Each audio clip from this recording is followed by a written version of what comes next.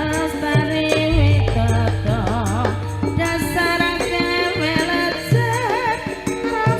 không bỏ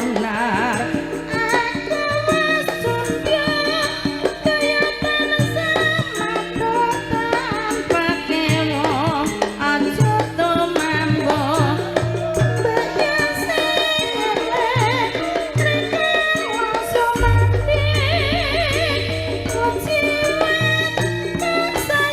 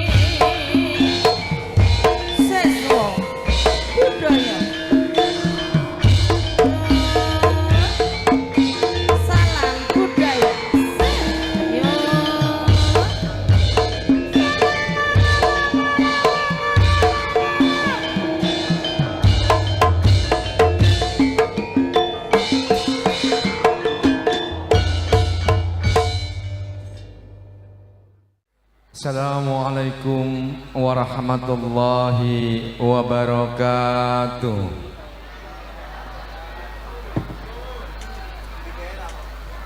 A'udzu billahi minasy syaithanir rajim. Bismillahirrahmanirrahim.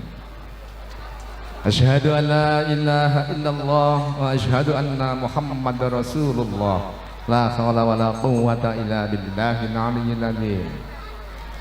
Allahumma shalli ala Muhammad wa ala ali Muhammad kama shallaita ala Ibrahim wa ala ali Ibrahim wa barik ala Muhammad wa ala ali Muhammad kama barakta ala Ibrahim wa ala ali Ibrahim fil alamin innaka Hamidum Majid.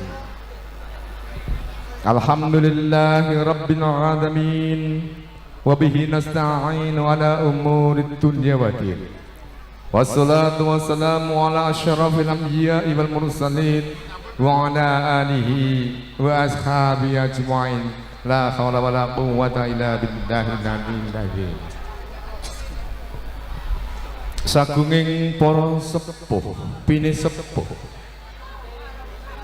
sesepuh, para pepunden ingkang hanggung mestuti dumateng pepoyaning kautamen ingkang satuhu kinabekten. Para sarjana sujananing budi, pangembat-pangembating praja satriyaning negari ingkang lebda ing pitutur pana ing pamawas. Minangka pandam-pandaming para kawula dasih ingkang pantes sinandhing ing sagung pakurmatan. Para bapak, para ibu, para rawuh kakung sumawana putri ingkang sinudarsana. Mugi rahayu sih welasaning pangeran ingkang maha welas asih saha winantu ing karaharjan kawilujengan kabagas warasan kajiwa kasarira dumateng ingkang sami rawuh. Amin. Nuwun kepareng sumela atur gembel kamardikan jengan dika sami anggenipun sami wawan pangandikan. Nun inggih wonten ing kalodhangan puniki kula kepareng matur wonten ngaso jengan dika sami bilih. Monggo sesarangan nyaosaken raos syukur wonten ngarsa dalem Allah Subhanahu wa taala. Nun inggih zat ingkang akara jagat ingkang sampun paring nikmat berkah rahmat taufik hidayah kacih wonten ing kalodhangan puniki jengandika sami para rawuh saged nderek mangayu bagya kholipun nyageng rang. Mugi berkah kala wau dipun tambah ingkang matikel-tikel wonten wekdal ingkang badhe dateng. Amin Allahumma amin. Salawat salam kita aturaken dumateng junjungan kita Nabi Agung Muhammad sallallahu alaihi wasallam. Kanthi pangajab benjang wonten ing yaumul kiamah mangke kita kagolongaken dados umatipun lan pikantuk syafaatipun. Amin Allahumma amin. Para rawuh kakung sumawana putri ingkang sinudarsana, kula minangkani atur saking kadang panitia. Sebelah kula nika panitia ketoprak, panitia seni ingkang pikantuk mandat saking panitia hol Nyai Ageng Ngerang Dukuh Ngerang Desa Tambak Romo. Kanthi atur pambagya sugeng rawuh, sugeng pinarak, sekecakaken anggenipun pinarak senadyan mung wujud lesehan ning mugi mangke dados berkah. Amin Allahumma amin. Para kadang panitia ugi ngaturaken gunging panuwun ingkang tanpa pepindhan panjenengan sampun kersa rawuh mahargya siwi kholipun Nyai Ageng Ngerang. Namung Gusti Allah taala ingkang paring pewales matikel-tikel atas sumbangsih panjenengan sedaya. Kekompakan warga khususipun warga Dukuh Ngerang Desa Tambak Remo sedaya ingkang derek nyengkuyung kholipun Nyai Ageng Ngerang saestu mugi dipun paringi berkahipun Allah. Amin Allahumma amin.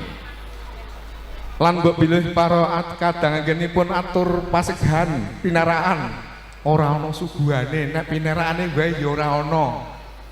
Ning muga-muga jenengan ya tetep mangayu biyaholipun Nyageng Ngerang. Saestu namung kita tenggo berkahipun Allah Subhanahu wa taala. Nuwuhaken Tambak Rama Ngerang, khususipun Tambak Rama, Desa Tambak Rama, Kecamatan Tambak Rama, Kabupaten Pati, Indonesia, dados negari ingkang baldatun thayyibatun wa rabbun ghafur. Desa Tambak Rama jadi desa tauladan dari desa-desa yang lain. Amin.